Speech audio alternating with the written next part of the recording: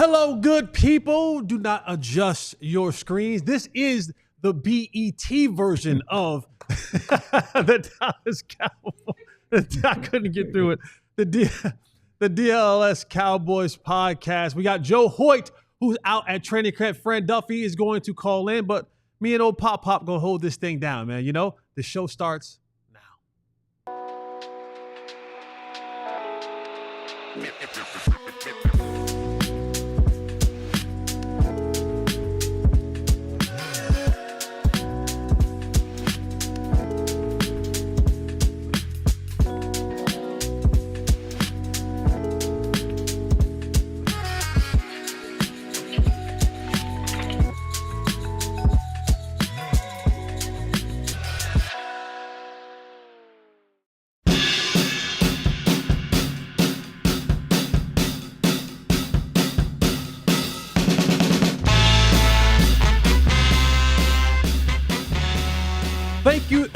Thank you. You are all far too kind. You could have been anywhere in the world, but I'm so glad that you are here with me for the Cowboys DLLS podcast. We're short two today. Jeff's still at home recovering from whatever illness that he contracted. He got antibiotics though. Yeah, he got antibiotics. Whatever he got some of that. He got some penicillin. Whatever he contracted, roaming the wild streets of uptown Dallas. Our boy Joe Hoyt is at the Star for Cowboys rookie minicamp kicking off today. I am your host, Salt and Pepper Poppy, Jesse Holly. Oh, Jesse Holly went 77 yards. It must be a reality show. And tagging along with me is your favorite Unc, a.k.a. Pop, Clarence Hill. Club Pop, where legends drop. Clarence Hill just can't stop. Breaking news, you gotta hop in Club Pop. It's the player and the writer show, right? The player and the writer? It's the player and the player. Player and the writer show. You know, I actually pitched that to a couple of people for training camp. Don't let nobody try to steal my ideas. But I thought, not you, I'm not saying you. I'm just saying.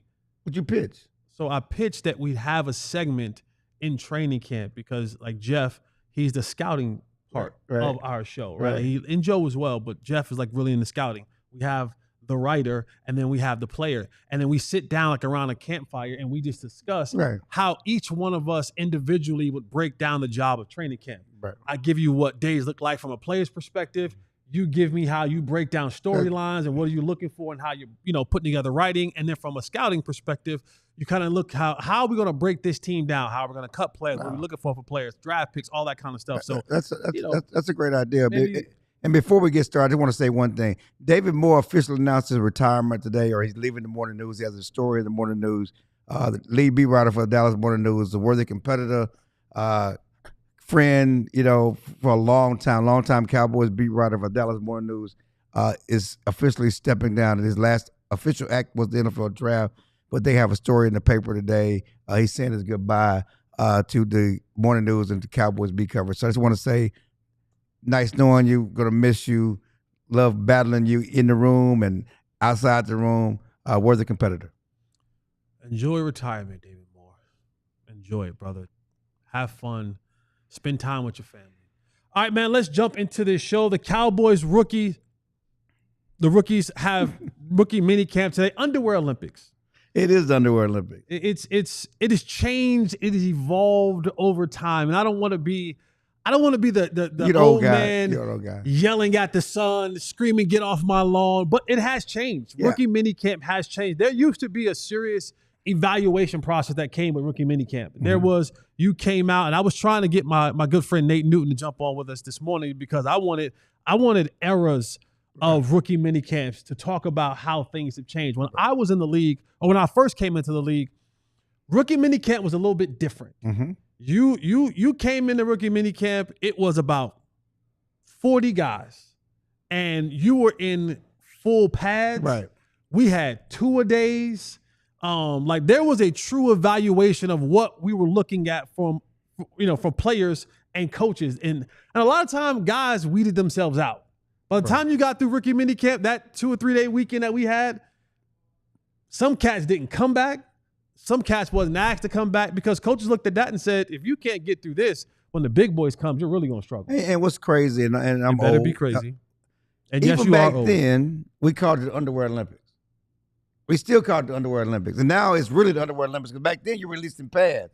Now there's in T-shirts and shorts. I've always said if you can't look good, you 18 to 22, 22 to 24, you can't look good in T-shirts and shorts. You're an athlete. What are you even doing on the field? Yeah. Okay, but it's the Underwear Olympics for sure now. And I remember, they used to call it Camp Cupcake when Wade was here, but it's all Camp Cupcake. There's nothing hard about it. And the interesting thing about now is that it is so watered down. They're not even going against each other. They're doing walkthroughs. I mean, practice today is an hour, and that's it. It'll be an hour today and an hour tomorrow. They're really showing them, this is what you're going to do when you get with the veterans. This is what you're going to do. This is how we practice. This is the tempo we're going to have, but we're going to be doing walkthrough. I just want you to learn how we play football and how we go through our drills, but they will not be, receivers and DBs were not going against each other. Offensive line were not going against each other.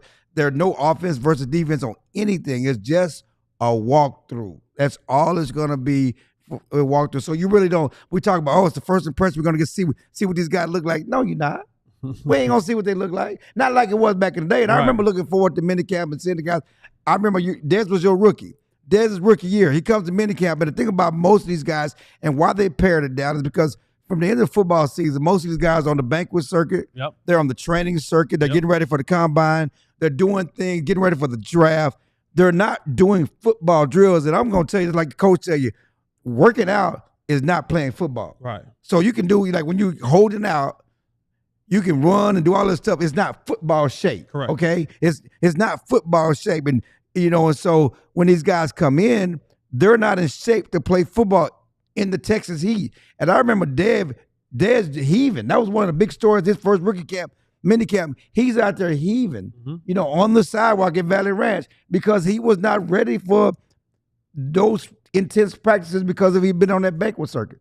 And the thing is, I know it's an intro, and when we had the holdout, was that 2010, 2009, 2010? Whenever the holdout, we did the players holdout, and we got the new CBA deal done. One of the parts of that was to take out the padded practices, as many padded practices as you can remove from it. Whether it was training camp, it was regular practice, and so what happens is that you have less and less of the physical practices that you had back in the day. I don't know if I was ever a fan of that, simply because, to your point, the only way to get into football shape is to actually play football. Right.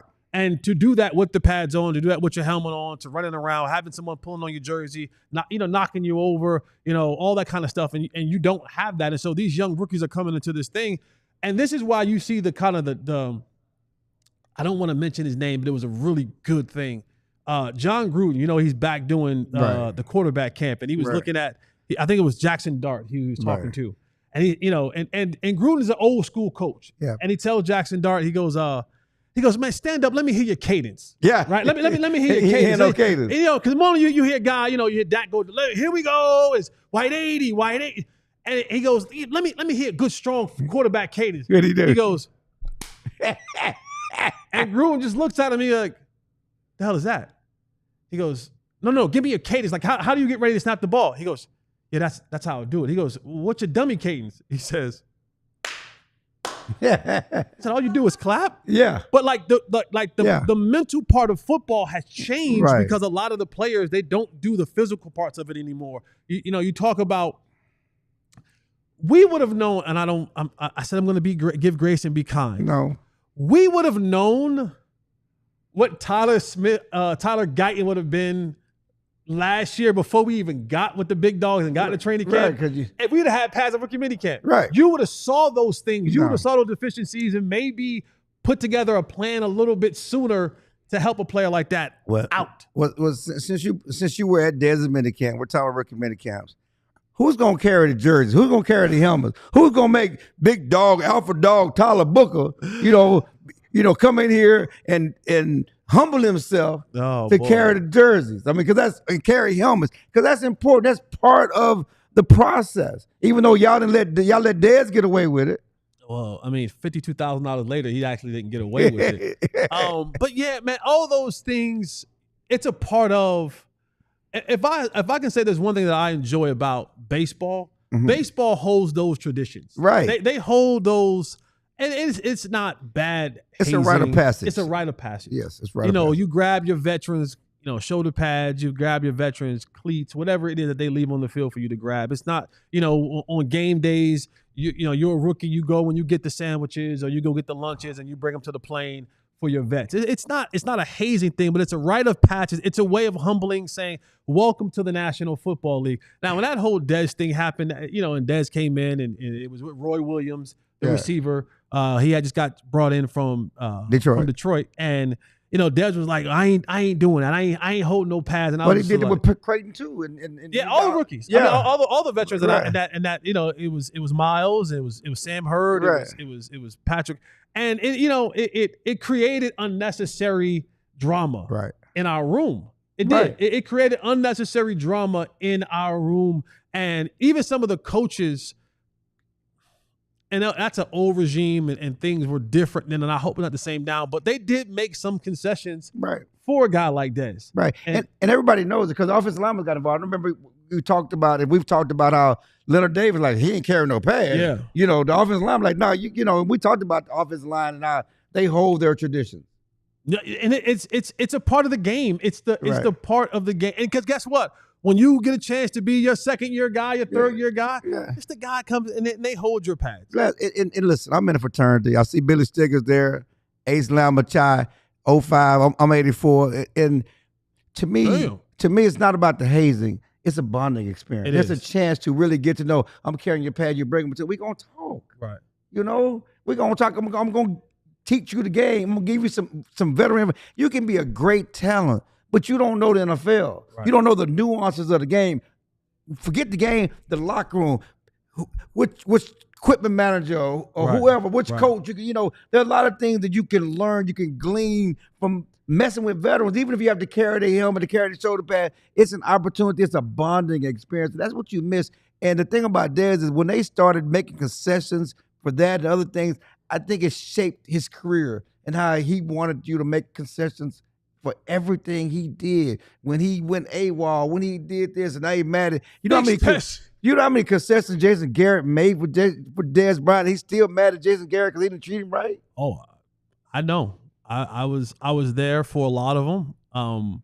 I had to help out with some of the concessions that were made for him. But you hope, guys like Tyler Booker, you hope when these guys come in, and I think the rookie minicamp right now is just to hear the verbiage. They want to be able to have a guy like Tyler Booker understand this is what it sounds like, right? This is what it, because, for example, Jackson Dart talks about he started his cadence with, that's not starting with a clap, right?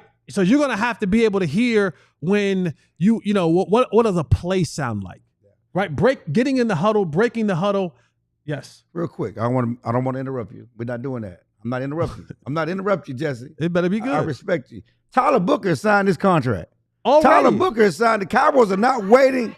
Yeah, okay. Tyler Booker signed his contract. Cowboys gotten it done, and really it's not a big deal because it's a rookie wage scale, and we know what they're gonna sign, and they haven't been getting them out of the way early. So before he gets on the field, So before he gets hurt, let's get this deal done, get it out the way. 4-year deal, $22.5 million, includes a $13 million signing bonus for the number 1 pick, Tyler Booker. Again, they're not gonna play games with Tyler Booker. We're not gonna say he got to earn it. Put him right. You give him his money. You done paid him.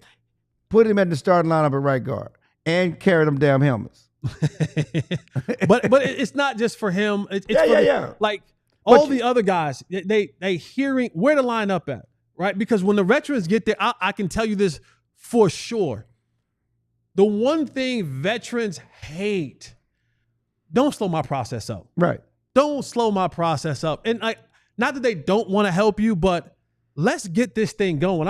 We're not trying to have this thing being repeated over and over and over again. So, they get an opportunity now to come out and to get the start of rookie minicamp. You're not going to see much from it. We'll talk to Joel Hoyt later on in the show. He'll give his first impressions of what he saw from training camp. Coming up next here on the DLLS podcast, We're asking for a number 2 wide receiver. We're looking for a number 2 wide receiver. Maybe, just maybe, the Cowboys may have their number 2 wide receiver already in the building. He may not wear one of the sexy numbers, but he may have to be the one to pick up the slack for the Cowboys. All right, stay right here with us. We'll be right back. This is the DLS Dallas Cowboys podcast. Let me tell you about my friends at Own Well. Owning a home is great, and it shouldn't be as hard as sometimes it's made out to be. You got your regular mortgage, and you have your bills. You got to have your cut the grass. You got to keep HOA off your butt. The one thing that you don't want to have to worry about is when your mortgage goes up because of property tax. Now, property tax means they're going to bring some new things in your neighborhood, but sometimes you ain't ready to pay that cost. My good friends at Own Well, what they can do for you are they will be the ones who protest this. They know all the language, what to say, how this thing's broken down. They will protest on your behalf, save you a bunch of money. And the good thing is you don't have to pay them anything up front. All they ask is that when they save you a bunch of money, that they just get 25% of that, and that pays the fee. And you can use them over and over and over again. But you have to act fast because in most cities and states, the deadline is May 15th. So head on to ownwell.com and get signed up today. It takes you about 2 or 3 minutes. You don't want to miss this opportunity. Also, what's better than country music and barbecue? Lone Star Smokeout is happening May 2nd through 4th. They have all and everything that you need. You can be the judge. You go and you get to taste from 14 different competitors. They're going to be cooking up all the meat. You like a little brisket? You want a little sausage? You want a little rib? They get on me because I'm not from the country. I'm from the city. So I came up on ribs being made in the oven and made in the crock pot. Well, not these guys. They're going to be using the finest of woods. What? Yeah. What? Yeah, it's all good. It's all good. That jersey and you just jumped out. It's all good. How Head on over disrespectful. to Lone Star Smokeout and get tickets today. You can be the judge. They're going to have great music. Country music stars will be there. Taste of food will be there. You can be the judge, and you can leave out of there with a good heart, good vibes, and a full stomach. LoneStarSmokeout.com. Head over there today. All right, we've been in discussion for a long time. I mean, leading up to the draft, everyone thought, and even you thought, they ain't taking a guard in the draft. Can I? People, I am sorry. I fell on the sword. I owned it. I had too much dip on my chip. But know this. This. Watch this. This. Here's the next one. They want to take Tet, okay? They want to take Tet McMillan. No one mocked Tet to Carolina. No one saw Tet going that high. Carolina has taken receivers in back-to-back years, actually 3 straight years if we go back to Mingo. He didn't work out. They took a top receiver, the Coon guy. The Coon lover. The squirrel guy. Don't do that. Xavier Legette. Exactly. You did it. No Don't one do did that. Does he not like to eat raccoon? Xavier Does Legette. he not like to eat raccoon? Yes. Okay? Yes. That's his thing. That's been his thing. And they took him last year. No one saw him. Listen, Bobby, I can say that. You can't say that, okay?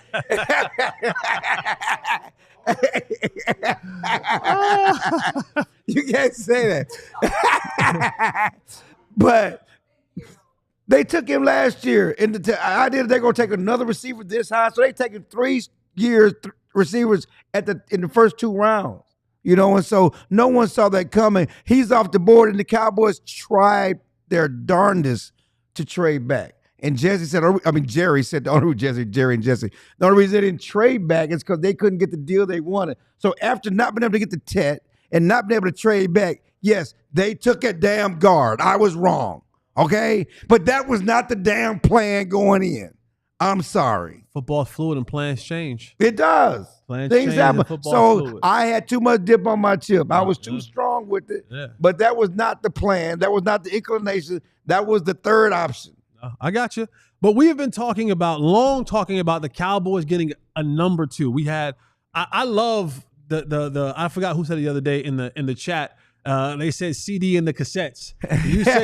You said CD in the maybes. We had CD in the lamb chops. We had a bunch of different names. And since Ben is right here, Ben, I just wanted to know, one of our great followers in the chat said you need to do a CD in the bench to Benny and the Jets. You need to do a little song, CD in the bench, to the tune of Benny and the Jets. And with somebody on there, it was a good idea. Yeah, CeeDee. Yeah, that's good stuff there. So as the Cowboys go through this draft, they don't pick up a number 2 wide receiver. They don't get one in free agency. There has been talks that maybe they may trade for one, but I don't know who. George Pickens, I'm out on that. And there's not many guys left on the street. You got Amari Cooper, you got Keenan Allen. Right. One person who I've always long wanted to come to the Cowboys, when he left Carolina and went to Chicago, I was always a DJ Moore fan. You know what? I was going to say DJ Moore. DJ Moore, I've always been a DJ Moore fan, but my guy, Ben Johnson, I don't think he's going to let DJ Moore out of Chicago and what he wants to do offensively. And so I was thinking, and I knew last night that I was going to be hosting today. Unlike yesterday, I knew 45 minutes before the show I was going to be hosting, but that's all good. I started doing some research, doing some reading, and my boy Patrick No-C Walker was doing a write-up on Jake Ferguson. That's your boy now. So I call him your boy. Yeah, he's my friend. I like. Okay, I'll just make sure that's your boy. Yeah, that's my boy. Okay. I don't have a problem with you taking my with No-C as my boy. I don't have a problem with that. This is not Deshaun Watson. This is not Deshaun Watson. Not my boy. That's not my boy. But he was right. He wrote a story over on the .com about Jake Ferguson, right. And it dawned on me, like, we're talking about someone being able to pick up the slack for the Cowboys, and I don't know if they're going to get a number 2 wide receiver, but maybe that guy is Jake Ferguson. Now, last year I looked up the numbers for Jake Ferguson. Mm-hmm. Last year, coming off that Pro Bowl season that he had in 2023. 2023, he had 71 catches for 761 yards. He was averaging 10.7 yards a catch, and he had 5 touchdowns. And many of us thought, okay, let's take the next step. Let's grow this thing a little bit further so that we can now have that threat down the middle of the football field, which Dak really loves that throw. That seam throw, over the linebacker, underneath the safety, on a dot. He comes back the next year. Dak has injuries. He has a concussion. He has knee injuries, and things just didn't go right for Jake Ferguson. Because last year he finished in the 2024 season with 59 catches for 494 yards, 8.4 yards of carries, and this is the big key: no touchdowns. Yeah, no touchdowns. And the Cowboys have struggled in the red zone for years. Right. And when you don't have that threat. From the red zone perspective, it really, really, really hinders you from being a red zone scoring offense. Right. And they had no rush. I think they had 2 rushing touchdowns, which is criminal. Yeah. And as you're looking around, Jake Ferguson, of course, notably this offseason, he has gotten engaged to his very famous, one of the Cavender twins, right? Yes. Girlfriend. Haley. He needs to be the one that takes the next step. Yeah, he has not a step, a leap. Yeah, and then go back to Dalton Schultz. Dak loves his tight end. He does. And people talk about number 2 receiver. It's really about number 2 option, right, in the passing game. And the tight end is very important to Dak Prescott. And it's the Linus blanket. It's a quarterback. It's Linus' blanket. It's big 6 to the board. If I ain't got nothing else, I got my tight end. That's big 6 to the board. And when you look at some of the tight ends in the league, right, like it is a very much a possible thing. Brock Bowers over with the Vegas Raiders. He led the team in receiving yards last year with 1,194. Second was Jacoby Myers with 1,027. Trey McBride in Arizona led the team last year in receivers, 1,146 yards. Marvin Harrison Jr. was second with 885. George Kittle, I know they had some injuries to Ayuk, but he led the Niners in receiving yards, 1,100 receiving yards. Jawan Jennings finished second with 975. Jonnu Smith in Miami, he led the team in receiving yards. And then you have a guy like Sam Laporta, who's third on the list behind Amon-Ra St. Brown and your boy Jamison Williams. And so the tight end is a major part of teams' offenses in the 2024, 2025, 2026, 2027. So I think that there's 2 conversations here.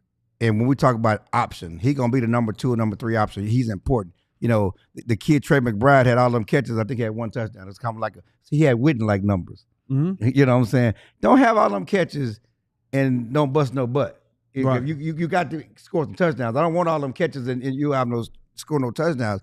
But so, yeah, the tight end is important. He's an option. He's somebody Dak needs to lean onto except third down. But you still need a threat because they're going to double CeeDee. You still need a wide receiver threat opposite CeeDee to do some things. But I think outside of the tight end, I think it lessens the pressure on a guy like Tolbert or whoever it is if you have that, because you can have like Travis Kelce in Kansas City is a major threat. He can be the number one. He probably the number one option in Kansas City though, and he's old and he doesn't even have the juice that he once had. No.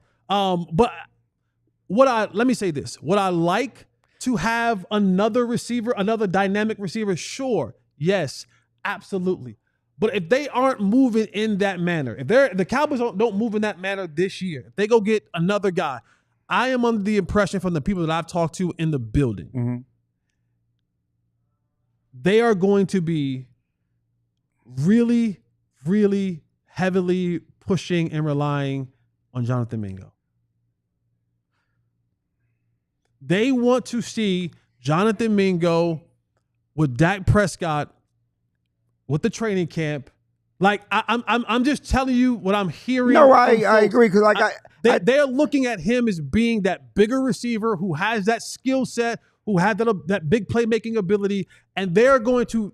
We talk about pushing a narrative. They're going to push that narrative and see. Now, is there a chance that by the time we get to and through training camp, if they look over and go, the curl ain't quite curling all the way over for him, we make a change? But I think from what I'm hearing and deducing from the people that I'm talking to in the building, they are going to try to make that Tolbert situation work.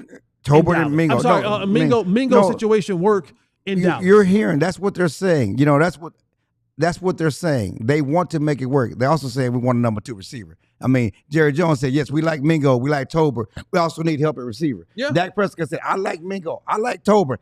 I still want another option at receiver. Okay. It's almost like yesterday it came out that the Tennessee Titans were not going to pick up the 50-year option on Treylon Burks. He was a big-time receiver out of Arkansas. Mm-hmm. He was the first-round pick, the one they drafted to replace A.J. Brown. He's been a disappointment.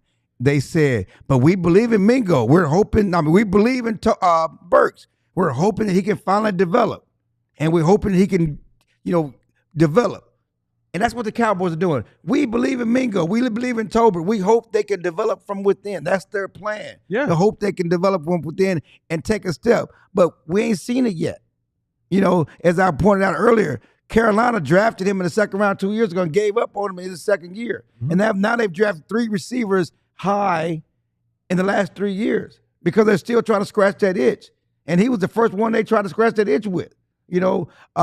So whether I don't know that he didn't get an opportunity in Carolina. I know some dude named David Moore, some undrafted guy from Seattle, was a bigger option than he was last year. I know that Adam Thielen got more play than he did last year before he got traded.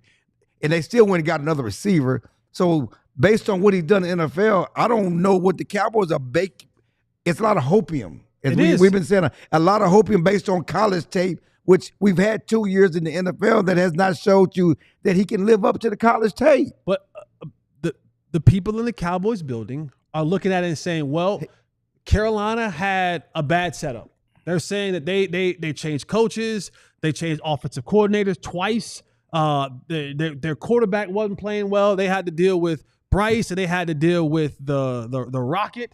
The Red Rifle. Is the Red Rocket or the Red Rifle? It's Red Rifle. Let's TCU, Andy Dog, man. Don't do Andy like that. No, I'm just saying. These were the quarterbacks that they were ushering out there. Listen. The Cowboys believe getting him in this system with this quarterback, it could possibly those traits that they talked about that we liked coming out of the draft, that they liked about Mingo, could come to fruition under the guidelines of Brian Schottenheimer, under the guidelines of Dak Prescott. I'm a receiver guy. You're a running back guy. I'm both. I'm a receiver guy. You're a running back guy. I'm a receiver guy. You're a running back guy. From the Cowboys, I'm a receiver guy. And I have a great relationship with most of the receivers that have come through here. And I remember Keyshawn used to talk about, you see all them bums I played with? You see all them balls I caught with? I know receivers that caught balls with bums, okay? Bums, as they say. Keyshawn say, yeah, my Bugs Bunny, do I have to throw it and catch it too? You like Bugs Bunny like the cartoon? Yeah. But he played with some bums and with the Jets and put up numbers. You know, there are a lot of receivers who put up numbers. Are we comparing Bingo? No, to but I'm Keyshawn saying to Johnson? sit up here and say Keyshawn was the #1 overall pick in the draft. Like, he was number 2. Excuse me. All I'm like, saying, that's all I'm apples saying, and oranges. it is. But what I'm saying is, I know receivers. CeeDee caught from some bums and still, Exactly. Right, but they aren't on the same. They aren't on the same competitive level. So what those guys are able can you to do, peel a drop though? Can I say that? I didn't ask you to catch a. Can you say it? You already said it. I can't ask you to catch 100 balls. I'm just asking you to show a pulse. She didn't show a pulse. Yeah. That's the issue. Can you show a pulse? Yeah. Yeah, let's do this quick super chat right here. Dro knows for the super chat. Talk about Black Friday deal. Yeah, the Black Friday deal is up here, rocking and rolling. Clay Matthews, Kerry Matthews, Freak Jesus. Thank you for the super chat. We all know that the rookies are going to be looking good and they're going to show great promise according to Jerry. Absolutely. Jerry's always going Jerry. Texas Baby 69. Change of subject. Schedule comes out in a couple of weeks. Next week. Who would we like to see the Cowboys play on opening day? Me at the Bears on Sunday night. I wouldn't mind that. Hey, listen, if we go to Chicago, let's do it in September. Let's not do it in December or January. So I'm with you. Let's go in September, October. Shout out to Trucker Aaron out there on them roads. Thank you for the super chat. I hear talks of being Diggs last season. I brought his jersey after the game versus Tampa. Going to put it on the wall as remembrance of the untapped potential. Stop buying other men's jerseys. That is my call to you guys. Buy a t-shirt, buy a hat. Stop buying these jerseys of other men. That's my. I don't buy nobody. Don't put nobody's name on my back, but that's a whole industry. Let's get to all these commercial breaks. We got Fran Duffy calling in after the break. We'll recap all of these things. Stay right here with us on the DLLS Cowboys podcast. The playoffs are underway in the National. Can we say the National? I said it already, right? National Basketball Association. If you want to go and watch the games, I am a huge fan of basketball, baseball a little bit, hockey. I kind of follow along with my teams. Well, I can tell you about what Sleeper does. Sleeper can get you more involved in the game because you can pick high or low, more or less than, and that kind of makes you watch all across the game. You watch a little NBA, you watch a little MLB, you watch a little NHL, and it kind of just gets you all in there. And they got a great deal going on right now with my friends at Sleeper. You play $5 and you get $55 to play with. All you got to do is head over, download the app, the Sleeper app, and use the promo code DLLS Boys with an S, BOYS, to get $55 when you play just $5. So head over to Sleepers, get signed up today, and maybe you can win a little scratch, on the back end of things. All right, tell you about my friends at Shady Rays. It's a little foggy outside today, and the rain just started falling, but that don't mean you can't put your hater blockers on. I wear them all the time, especially when I got to sit next to this guy. Of course I got my Shady Rays. There you go. There you go. There you go. Big 6-0 right there with the Shady Rays on. Head over to shadyrays.com and use the promo code DLLS and get 35% off a pair of polarized glasses like the ones that Pop got on right now, like the ones that I wear on the show. And I love about Shady Rays, absolutely one of my favorite things. This is why they have over 300,000 people that give them 5-star reviews. Here's why. Yes, they make a great quality, a great product. You can get them in all your colors that you may like for your teams, for your sororities or fraternities. But what I love about it best, if you lose them, break them, or just flat out don't like them anymore, Shady Rays says, we guarantee our product so much. If you send it back to us, we'll get you another pair. So head over to shadyrays.com, use the promo code DLS, and get you a new pair of polarized glasses today. We got Fran. Hello, Fran. Who says that? Who's that? Hello, friend. Hello, friends. I know. Who says that? Hello, friends. I can't think of that, but yeah. It's Fran. Who says it? What old person says hello, friends? Hello, friends. For the Masters, right? Yeah. Is it Mr. Rogers? We're going. There you go. It is Masters. You're right. It's the Masters. It's not Mr. Rogers. But yeah, you got Fran tight in the box. Can we widen him out? Give Fran that Ed Warner. Not you. No, we're not taking your shirt away. We're not taking your shirt away. You got that Philly on. There you go. Widen him out just a little bit. There you go. Fran, rookie minicamp has begun today for the Dallas Cowboys rookies. Of course, all eyes will be on Tyler Booker the number 12 overall pick for the Cowboys. Let's recap for the fans just some of the qualities and the traits that you saw from Tyler Booker coming out of Alabama, and how you'll see some of those translate in the National Football League. Yeah, honestly, Jesse, nothing that's going to translate to the shorts and the t-shirt stuff for the next couple months. But once we get into, get some pads on out west during training camp, I think we'll get to see the best of Tyler Booker. But to me, it's all about play strength and attitude, toughness, competitiveness. His natural power in the run game really stands out. And so, again, that's not going to be anything that's going to look all that impressive when they're out there during mini camps and OTAs. But once we get the pads on, that's where the value of Tyler Booker really is going to come to shine. There's questions about his strength and athleticism. I mean, he didn't do a lot on the bench press. You talked about his play strength. Can you talk about the question about his athleticism? And is that real or imagined? What's going on there? Yeah, he's definitely not a top-end athlete, but I thought he was more than fine enough. He checked the box. Now, he didn't test well, right? The test scores were really, really poor. But I think when you watch him on film, while I would never call his athleticism a strength, and I would say, that's not going to be comparing him to other guards, other offensive linemen. He is a subpar athlete. To me, the play strength and the competitiveness, some of those other things really kind of outweigh that, in my opinion. And I think when you're not testing well, how does that manifest itself if you don't test well? Because those are things that you form uniformly for all across drafts and everything else. I think the Cowboys lied when they said that they had the same grade on him they had on Zach Martin. I can't believe that. I'm sorry. They said he was also the highest graded lineman in the draft for them this year, but I'm sorry, you don't have the same grade as Zach Martin. Yeah, I mean, that's the thing is that with Zach Martin, he played left tackle in college. There was a level of athleticism there that Tyler Booker does not have. Now, I would say that there was probably a little bit more like ferocity and like power, like movement skills when it came to like one-on-one, like get him off the ball in college with Tyler Booker than there was with Zach Martin. I remember when Zach Martin came out, and I loved the projection. I loved him coming into the league, but I mean, I could definitely see a situation where you would have Booker as the highest rated offensive lineman in this class. I think based off film, I don't think that that's a stretch. It really then comes down to, okay, like maybe the grade is higher, but is the position value, is that going to outweigh when you're looking at Membu and some of these other guys at tackle? That's where that kind of comes into play. Fran, moving to the Cowboys' second round pick, a lot of people I call him D-Easy because I can't pronounce his last name. And He's a dog. Literally and figuratively. But D-Easy coming in to the fold, one of the things that people have said about him is he's a pure pass rusher, like go after the pass rusher, but he's kind of light in the tail. 240 something pounds he weighed in at the combine.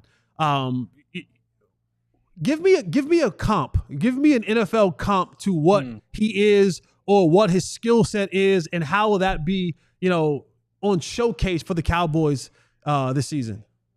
I mean, Jesse, he's a Jersey guy, so I would think that you would be putting in the extra effort to get to Donovan Ezeraku. I'm the kind of guy, and maybe this is the old player in me, make some plays first, and then I learn your name. Because if you ain't gonna make no plays, I ain't learning your name. You gotta make some plays first.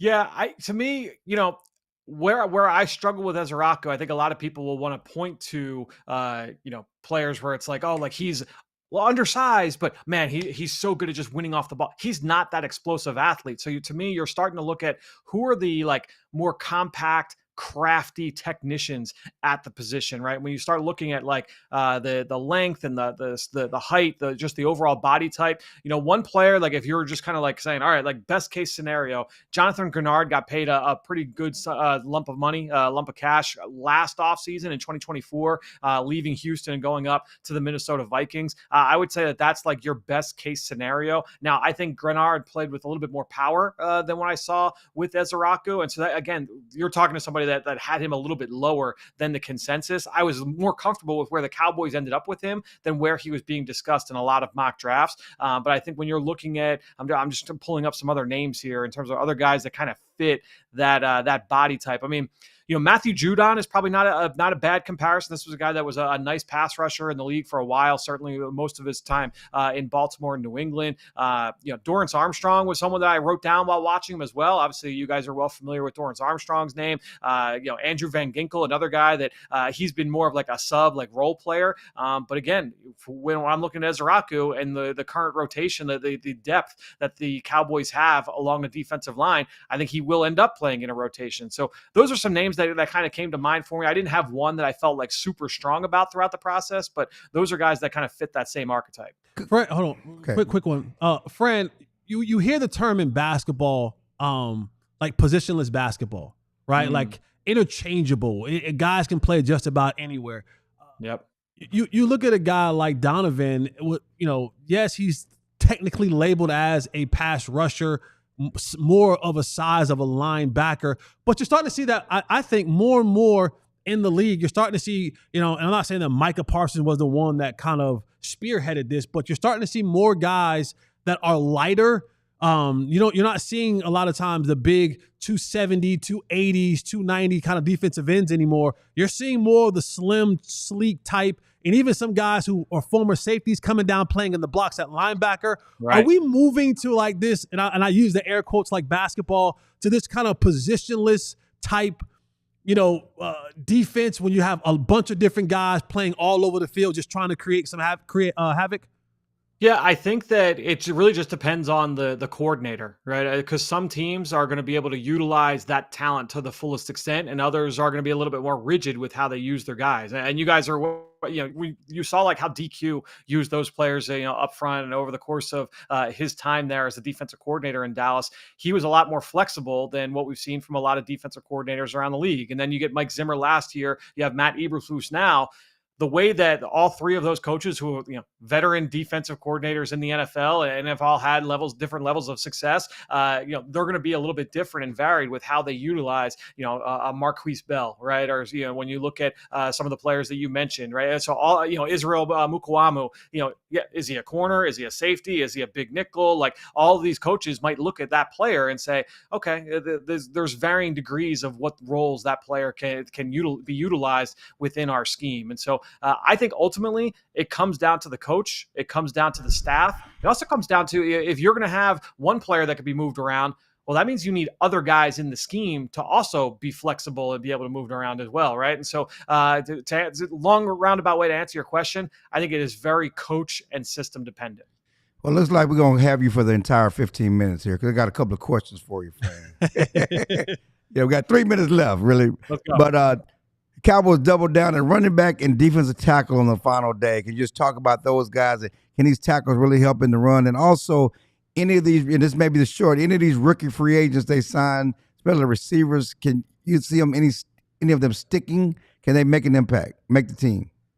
Yeah, well, for the UDFAs, there's an article that went up, I think, yesterday on the site for diehards. You can go and check out. I did a full breakdown on every single undrafted free agent that the Cowboys signed. Went through some film, went through some numbers. The guys that stand out most to me, Clarence, are the two Syracuse kids, Elijah Clark, the safety, and then Justin Barron, who played safety when he first got to Syracuse and then moved to linebacker. So defensively, those would be the guys that most excite me. Mike Smith from Eastern Kentucky, he's got the profile of guy that has stuck in the past in Dallas. Of the two pass catchers, I like Josh Kelly, the Texas Tech kid, a little bit more than Trayshawn Holden, who obviously has the familiarity there with the coaching staff. But to get back to the first part of your question, in terms of the running backs, I mean, two very different skill sets on honestly like both sides of the equation there. I think when you're looking at Maffa, he's your big bruiser, and I worry about the athletic upside. I had more of like a camp body grade on him. How good was he before he got hurt? How good was he before he got hurt? I mean, yeah, I did the stuff. I watched him before the injury this past year, and so I still wasn't super high on the upside. Okay. And that's. If the only thing I would nitpick with the Cowboys draft, because I thought it was a really good execution of the plan overall, is maybe instead of taking Ajani Cornelius in the late 6th round or taking Jay Toya where you took him early 7th round, there were still some backs there that I think had a little bit higher upside than what you ended up getting with Phil Maffa. And honestly, like where you took Phil Maffa, there were other undrafted backs that I think had similar kind of skill sets where you can get that. You can get a guy like Phil Maffa later once you get into undrafted free. Like you could have taken, instead of taking Jay Toya, maybe there's Damian Martinez from Miami or some of these other guys that I think could have served that same role. All right, Fran, we appreciate you, brother, man. Thank you for always coming in, jumping on with us, man. Even though we're not fully here, we appreciate you being down with us, bro. Appreciate it, guys. We'll talk again soon. Yes, thank you, man. It's Fran Duffy. We call it our sister station or brother station. Yeah, sister. It's more sister. We don't call them family. Family. All-City Family Network. All-City Family Network. In Philadelphia. He's filthy. over in Philadelphia. All right. We got our boy Joe Hoyt is going to call in from training camp, from rookie minicamp at the Star. We'll see what his first impressions are of the rookies. Coming up next on the DLLS Cowboys podcast. Are you a diehard?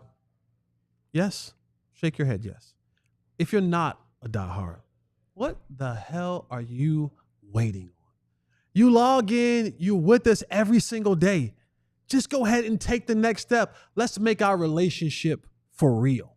Let's make this thing for real. Sign up to be a diehard today. Click the QR code, sign up for a diehard, and you get access to all the great things that we have going on here at DLLS. You just heard Fran talk about the big board. Fran does a big board every single year. So if you are a diehard and you sign up today, the membership lasts a full calendar year. So signing up today means you'll have access to that breakdown next year as well. The articles that Clarence writes, that Joe is right. There's some things that we come on this show and talk about that has more details inside of the article. So go ahead and sign up to be a diehard. And also you get 20% off everything that we have on our site. You get a free t-shirt. You got a bunch of different things. When we start having all of our events, you'll be there. We're going to have a ton of events. We are going to have events happening, going down this year for the Cowboys podcast. So we want you to be a part of that. You are boys. And the ribs won't be boiled. And the ribs won't be boiled. Maybe. I ain't boiling no ribs. No, you got to boil the ribs first, and then you put them in the oven. You never heard about that? I heard about it, but we put them on the grill. We put them on the smoker. You can boil them first and then put them on the smoker. Oh, man, come on, do that. We have a discourse where you can tell me how you make your ribs. I ain't got no charcoal. I ain't got no Traeger. I'm going to put them things in the oven. I'm going to put them in the crock pot, and I'm going to put them on a broiler with a little smoking season on them, man. Head on over and sign up to be that boy making soup. To be a diehard. Rib soup. All right, we got our boy Joe Hoyt, who's down there at the Star. Did it start raining outside? Yeah, it's up there at the Star. They should probably went inside. Did you say up, down, up the tollway? The Frisco. All right, up the tollway. Down there, up there, whatever. Going north, man. All right, going up. Going up north. Yeah, down there. He's down there at the Star. Tell him something, Joe. What's happening, baby? What's up, fellas? Before we talk about rookies, boiled ribs? They're not boiled. Man, don't do that. Listen. They're not boiled. You put it. This show's been off the rails. You put them in there. You tenderize them up a little bit. Then when you put them in the oven, it's fall off the bone. It's fall off the bone, man. I mean, I won't knock it till I try it, but I'm a little bit skeptical. We're not trying it. What have you seen out there, Joe? Tell us about the rookie impressions. Their first shot. Tell us something, Joe. Yeah, I'll tell you something. Our access got canceled because of the rain outside, so we didn't have a chance to actually see them do walkthroughs today. So that's one thing that was kind of a bummer. We're going to go to the locker room here soon. But so one little note, I'm sure they didn't move it to Ford Center. They didn't move it to Ford Center where you just could see them in their jersey. They did, but we didn't have access to it. Oh, that's some BS right there. But one little note prior to the start today, Tyler Booker did sign, and so did the majority of the class. The only guys that have not signed so far, Donovan Ezuraku and Jaden Blue. As these things go, I wouldn't be surprised for that to happen in the near future. But you guys, one thing I want to talk about before, as an impression kind of thing, even though we haven't seen him yet, you guys were talking with Fran about Phil Maffa, and that's a guy that I'm doing a story on. I talked with, kind of weird to say this, Clemson running backs coach CJ Spiller. But do you know him? Feels weird to see. Do you know him? Hey, I interviewed CJ Spiller, so now we know each other. We are on great terms. I texted him a meme last night, so we're just great now. Yeah, boy, that's your boy. But yeah, no, one thing about Phil Maffa, and I think it was interesting for Fran to point out like what they could have gotten other places. Also, in terms of undrafted free agents, someone they probably could have added later. They might have even had a chance to add Phil Maffa. One thing about Phil Maffa that I think that's really intriguing is the idea of the fact that, and I think teams do this. Hey, you had an injury and you played through it. So what could you be if you were healthy? And I think that's one thing we're trying to answer. Phil Maffa had a serious shoulder injury that kept him out for multiple games, and then he came back. And the best part of his game, perhaps, is his ability to run through tacklers. That's one thing CJ Spiller talked a lot about. Is he would tell him, hey, that guy over there is a fake tough guy. Run through him. Happened at Florida State, happened at Wake Forest, and Maffa would always oblige. But when you kind of have that hurt shoulder, that superpower is a little bit taken away. So one thing I'm trying to figure out today, one, is how healthy Phil Maffa is, and two, can he kind of have that toughness and that superpower? Would that be enough to make Miles Sanders kind of upseat him or someone else and make this roster? I think that's one thing I'm watching for when we talk to Phil Maffa today. With all due respect, Joe, you will not find out. You will not disrespect. You will not find that out today. Even if he says he's okay, you will not find it out until we get to camp. And one other thing is, when you've had a shoulder injury, when you've had a broken shoulder, you're more susceptible to doing it again, especially if that's your game. For sure. I think that's one thing that's... Yeah. So you won't find it out today. You might say the right thing, but you ain't going to find it out today. I don't know, man. You underestimate my ability to get answers. So, that's all I'm saying. Love you, Joe. Joe, anything else you got for us down there at the Star? Up there at the Star? Down there at the Star? Up. No. I'm just, we're going to have a lot of coverage the next couple of days with rookie minicamp. So as you kind of said into the break, subscribe to be a diehard. We'll have a bunch of thoughts from me and Clarence. And we talk to Schottenheimer tomorrow. So I think we're going to get some more information from Schotty again tomorrow. Well, as they said in the chat, welp, tell us nothing, Joe. Dang. Love you, my boy. See you soon. Joe be killing me. I'm gonna find out if he can play through that shoulder by talking to him. You know what? See, this what you guys have to. This what you guys have to be. Listen to Uncle Jess. Come on, ma'am. Jess. You cannot find that out by talking to him. You cannot. Joe Hoyt is young, wide-eyed, and bushy-tailed, excited to be on the beat. He enjoys it. He has a vigor to him. He does. He wants to unearth all of the stories. And then you got the old curmudgeon who's been around for a while, who is scarred, battered, knows where the bodies are buried, knows where the bodies are buried, know the system. Crushing Joe's has some maturity about it. It's like hey kid, don't get your hopes up. You're gonna die. No, damn, we know. Okay, you're a religious person. It's like them new Christians. You know, new Christians, them veteran Christians, seasoned Christians. I got a relationship with Jesus. I don't have a religion. I got a relationship. But you know what I'm talking about. When them people first start, they get all excited. They just. But you gotta be mature in the word. Well, guess what? You gotta be mature in the word. Jesus loves you, but you're gonna fail. No. Hey, listen. We all fail. That's what. But all I'm saying is, you cannot find out if he can play through his shoulder by talking to him at minicamp. Let him try. Try what? Talking to him, but you're not going to find out about the shoulder. Maybe Joe has a different method than you, sir, and he'll be able to ask the right questions to some doctors. I unearth stuff, okay? To some doctors and get to the bottom of it all. Two quick things that I do want to talk about. The Cowboys released some numbers. They released some numbers today. Of course, Tyler Booker. Number 52, Donovan D. Easy, number 41, and out. These numbers are subject to change.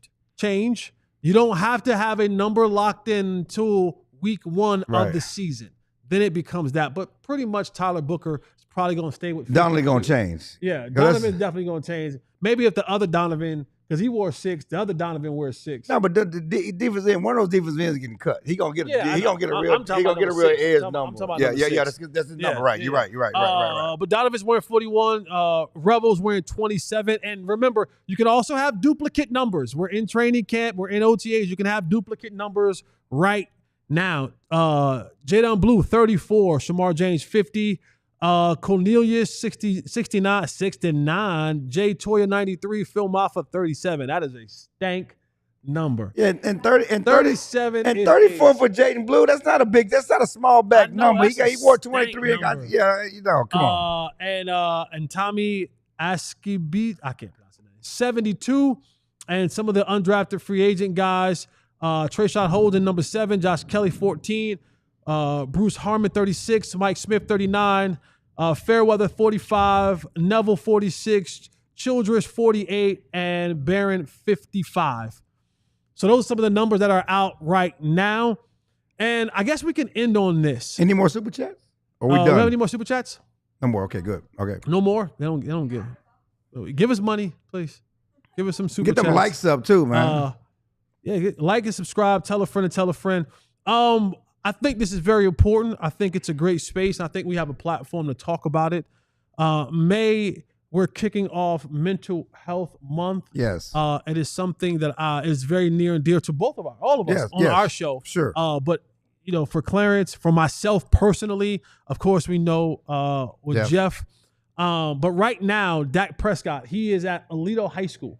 So kicking off Mental Health Month. May is Mental Health Month. Dak went down to Alito High School where he's greeting students and spreading the message of healing through action, purpose, and unity. This is from Brad Townsend is down there covering this.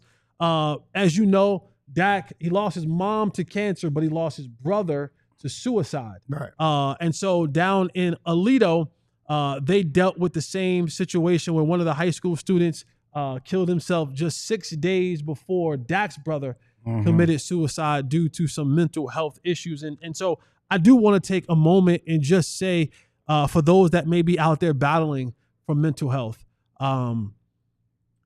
there's help. And Dak is holding up a sign. As kids are getting off the bus, you see Dak Prescott holding up a sign and it says, ask the number 4, help. You don't have to battle this thing alone. If I'm a source, if Clarence, if Joe, if Jeff hit us up on Twitter, hit us up. I don't have Facebook, but reach out. Say, hey, I'm not having a good day. Yeah. I'm not feeling today. And I know I've lived in those dark places. But sometimes we got to find the light. Sometimes you have to be the light. Sometimes, you got to just go to those places where light can shine on you. Yeah. And I talked to a good friend this morning who called me earlier this morning. He's going through it. He's dealing with prostate cancer and his uncle died and he's having problems with his marriage. And he just had posted something on Facebook about he just wasn't feeling good. So I called him and we had to talk for about an hour. And he just kind of vented. And I think you can always call and talk. You can vent because a lot of people are going through a lot of deaths and whatever else. And I know my daughters have had issues and they all have therapists and I try to be there. I have my oldest just came from college and she has a cat. That's her with a comfort cat or whatever else. And so, a mental health cat. But the cat is always messing with me. Okay. He woke me up and he's all down in my room and I'm trying to close the door and he's like, get out of my, I'm like, you don't pay no bills here, okay? But the cat's always messing with me. But no, and Dak, and that's the thing about Dak. That's one thing I hate about people who hate on Dak and his play. And he's trash. Dude is a good dude who's gone through some stuff from his mom in college, growing up in a trailer park, overcoming stuff just to be the fourth. None of this was expected of him to be the fourth pick of the Cowboys, becoming a quarterback, all of that stuff, then dealing with his brother dying of suicide, and he's always been cool, down to earth, and trying to help people. Yeah, I mean, and that's what you love. T-Jack, he's absolutely right. Mental health and crisis line. You can text or call 988. But yeah, if and check on your people.